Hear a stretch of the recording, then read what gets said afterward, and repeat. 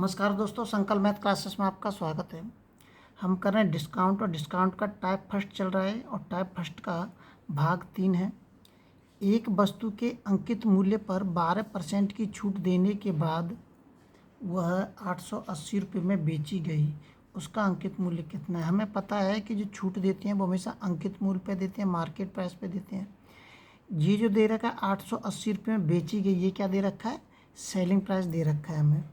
तो हमें selling price में से हम ये दे रखा है 880 रुपये, और ये मैं पिछले कई वीडियो में बता चुका हूँ कि सेलिंग प्राइस में से मार्केट प्राइस निकाल सकते हैं। तो सेलिंग प्राइस में से मार्केट प्राइस कैसे निकालेंगे? जो सेलिंग प्राइस दे रखा है हमको, इसमें सेलिंग प्राइस में छूट कितने की दे रखी है? 12 की। तो 12 की छूट देने के अगर 100 में से मैं 12 घटाऊँगा तो कितना बचेगा? 88 बचेगा, और इंटू के 100, ये 88 से एक बार कट जाएगा तो ये हो जाएगा, कितना आ जाएगा? 1000 रुपये। ये क्या आ गया हमारा? मार्केट प्राइस, मतलब अंकित मूल्य आ गया है हमारा। तो 1000 रुपये उसका मार्केट प्राइस और यह अंकित मूल्य है। तो सी ऑप्शन हमारा इसमें एकदम सही है। ये आपको ध्यान रखना है, सेलिंग प्राइस में से हम इस तरीके से मार्केट प्राइस निकाल सकते हैं। अगला सवाल देखते हैं। अगला जो सवाल दे रखा है, कोई व्यापारी सामान बेचते समय अंकित मूल्य पर 40% की छूट देता है, मतलब मार्केट प्राइस पर 40% की छूट दे रहा है और उसे 30% की हानि हो रही है। हानि और लाभ किस पर होता है? हमेशा कॉस्ट प्राइस पर होता है, क्रय मूल्य पर होता है। तो कह रहा है कि यदि वह अंकित मूल्य पर बेचे तो उसको लाभ कितना होगा? देखिए, मैं यहाँ पे सबसे पहले मान लेता हूँ कॉस्ट प्राइस। माना किसी वस्तु का जो कॉस्ट प्राइस है वो कितना है? 100 है, तो उसको 30% की हानि हो रही है। अगर 30% की हानि हो रही है तो सेलिंग प्राइस कितना होगा हमारा? 70 होगा, क्योंकि उसको 30% की हानि हो रही है। अब इस सेलिंग प्राइस में से मार्केट प्राइस हम निकाल सकते हैं। अब ये भी हमने पिछले वाले सवाल में निकाला है। 70 रुपये ऊपर आ जाएगा, कितने की छूट दे रखा है? 40% की, मतलब 60, और इंटू के 100। जीरो से जीरो काट दिया, 2 तिया 6 और 2 पंजे 10, 5 सत्ते 35, कितना आ जाएगा? 350/3। ये क्या आ गया? ये आ गया हमारा मार्केट प्राइस। अब वो कह रहा है यदि इसी मार्केट प्राइस पर बेचे, यदि उसका जो सेलिंग प्राइस है, प्रश्न में कह रहा है यदि सेलिंग प्राइस हमारा कितना हो? यदि सेलिंग प्राइस हमारा 350/3 हो, तो कह रहा है तो उसको लाभ कितना होगा? तो उसको लाभ कितना होगा? लाभ हम निकाल सकते हैं। तो इसमें से 350/3 में से क्या घटाएंगे? हम कॉस्ट प्राइस घटाएंगे। जब मैं इसकी कैलकुलेशन करूँगा तो कितना बचेगा? 50/3। और इस 50/3 को मैं क्या लिख सकता हूँ? 16 सही 2/3% लिख सकता हूँ। इसको लिख सकता हूँ मैं 16 सही 2/3% का उसको लाभ होगा। तो सी ऑप्शन इसका इसमें एकदम सही होगा। अगला सवाल देखते हैं। अगला जो सवाल दे रखा है,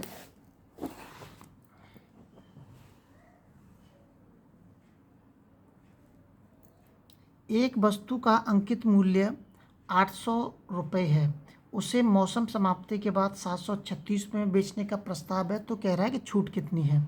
तो देखिए, अंकित मूल्य दे रखा है, इसमें मार्केट प्राइस दे रखा है, इसमें कितना दे रखा है? 800 रुपये। और सेलिंग प्राइस कितने का करना है हमें? सेलिंग प्राइस करना है 736 रुपये का। तो कितने की छूट दे रखा है, दे रहा है वो?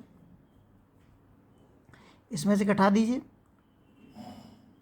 800 में से 736, कितना बचेगा? 64 रुपये बचेगा। 64 रुपये की छूट दे रखा है। अब मैं इसको परसेंटेज में कन्वर्ट कर देता हूँ। 64 रुपये की छूट दे रहे हैं हम, कितने पे दे रहे हैं? छूट हमेशा मार्केट प्राइस पे देते हैं, इंटू के 100। जीरो से जीरो कट गया, 8 अट्ठे 64, 8% की छूट दे रहे हैं। डी ऑप्शन इसका एकदम सही होगा। अगला सवाल देखते हैं।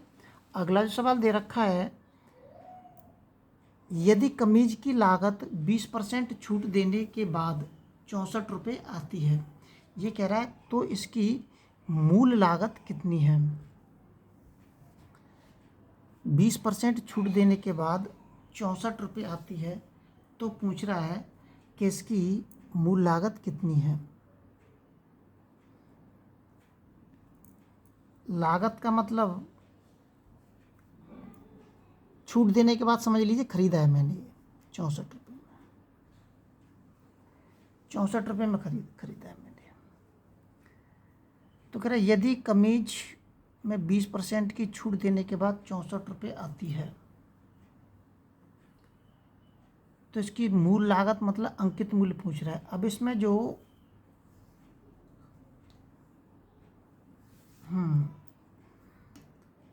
ये आएगा हमारा सेलिंग प्राइस, क्योंकि छूट देने के बाद 64 रुपये में बेच रहा है वो उसको। छूट देने के बाद कितने बेच रहा है, 64 रुपये में।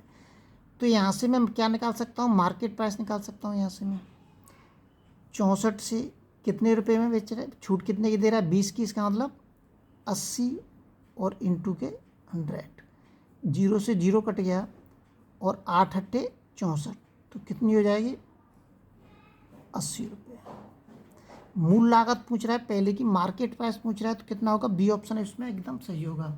ध्यान से सवाल को समझिए। इसमें कह रहा है कि यदि कमीज की लागत 20% की छूट देने के बाद 64 रुपये आती है, छूट देने के बाद मतलब कोई व्यापारी है जो 20% की छूट देने के बाद 64 रुपये में उसको बेच रहा है, तो सेलिंग प्राइस हो गया। और सेलिंग प्राइस में से मार्केट प्राइस हम आराम से निकाल सकते हैं। अगली वीडियो में आपसे फिर मिलते हैं। जब तक आप अपने लेवल पे वीडियो को शेयर और सब्सक्राइब जरूर करें।